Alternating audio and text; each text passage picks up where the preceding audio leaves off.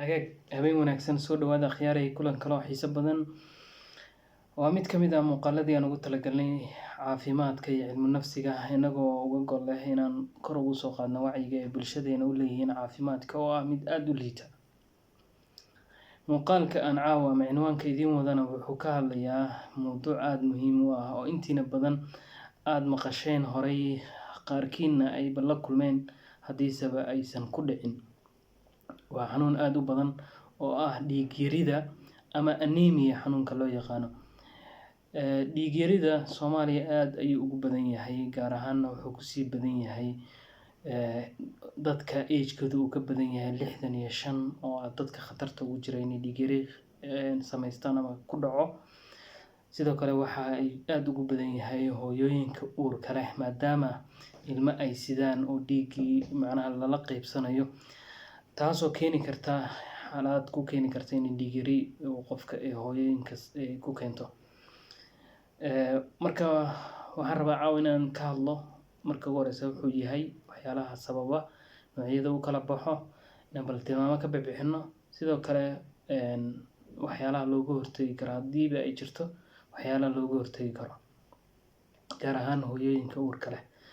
Marka ugu horeysa horta xanuunkan waa dhiigga cascas oo yaraanaya oo cabirkii loogu talagalay ka yaraanaya. Dhiigga cascas wuxuu aada muhiim ugu yahay kala gudbinta oksijiinta iyo nafaqada, isagoo u kala gudbiya jirka oo dhan kala gaarsiiya. Gaar ahaanna xubinta ugu muhiimsan ee aada macnaha muhiim ugu tahay oksijiinta waa maskaxda oo ah xubinta ugu santarsan, shaqadeedana ugu muhiimsan tahay jirka oo dhan.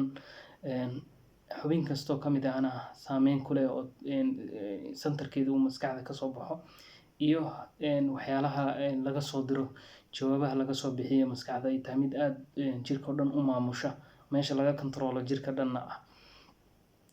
Haddaba haddii dhiigga uu yaraado, saameyn badan ayay qofka ku keenaysaa inuu xanuuno badan u kasbado, wadna xanuun, sidoo kale waxaa dhici karta infectionska inuu u nuglaado. Marka waxaa loo baahan yahay qofka inuu dhiiggii hadduu yaraadaba in qofkii sida loo soo kicin karo in aada loo soo kiciyo. Waxyaalaha markaas sababa ugu waaweyn waxaa ka mid ah nafaqa darri nooca weliba nafaqada ka yimaada oo ah in ay nutritionka ironta iyo vitaminska oo yaraada waxay keeni karaan anemia marka qofka iyo folic acidka laftarkiisa. Marka waxaa loo baahan yahay inuu haddii ay yaraadaan oo kale kuwaas qofkii nafaqada ay ku yartahay inuu isticmaalo iyadoo dawo ahaanna way diyaarsan tahay. Sourceska ama meelaha laga helo vitaminska iyo irontana inuu aada u badsado oo raadiyo meelaha laga helo uu badsado, taasoo marka qofkii marka dambe kor u soo qaadaysa dhiiggiisa. Xaaladka kale oo ay sababi karo waxaa ka mid ah qofka matalan dhaawac haddii ku dhacdo kale dhiig yari way keenaysaa, taas oo dabiici. Xanuunada hooyooyinka ku dhaca oo markay uurka leeyihiin oo kale oo dhiig baxa keena oo kale, iyagana sidoo kale ama GIT-ga oo kale haddii afka dhiig badan uu matago oo kale ama saxarada xagga dambe dhiig badan uu soo raaco oo kale, waxyaalahaas oo dhan dhiig yari way keeni karaan. Waxaa kaloo xanuuno jirka ka dhex dhaco dhan ayaa waxay ka mid yihiin xanuunada keena dhiig yarida. Waxaa sidoo kale ah xanuunada ka mid ah inuu dhiigga burburo oo la burburiyo, xanuuno ayaa keena. Waxaana ugu daran xanuunada kansarka oo kale ama xanuunada raaga oo waqtiga dheer jira oo kale, waxay ku keenaan qofka inuu dhiig yari ay ku keenaan. Marka xanuunadaasna qofka xanuunada laga daweyn karana in laga daweeyo, xanuunada lala tacaali karana in lala tacaalo. Sidoo kale waxaa jira xanuuno qofka uu ku dhalan karo oo ku dhasho oo ay ka mid tahay matalan sickle cell anemia mid la yiraahdo. Waxaa kaloo ka mid ah noocyada aplastic anemia iyo waxaas oo dhan waxay ka keeni qofka ku keenayaan dhiig yari aada u fara badan, taasoo marka dambe ku keeni karta dhiig yaridaas inuu qofkii khatar u galo. Mararka qaybtoodna dadka way u dhintaan in badan oo ka mid ah dhiig yarida faraha badan. Haddaba waxaa aada muhiim u ah oo dadka khatarta ugu badan ku jiraan waxaa weeye hooyooyinka uurka leh.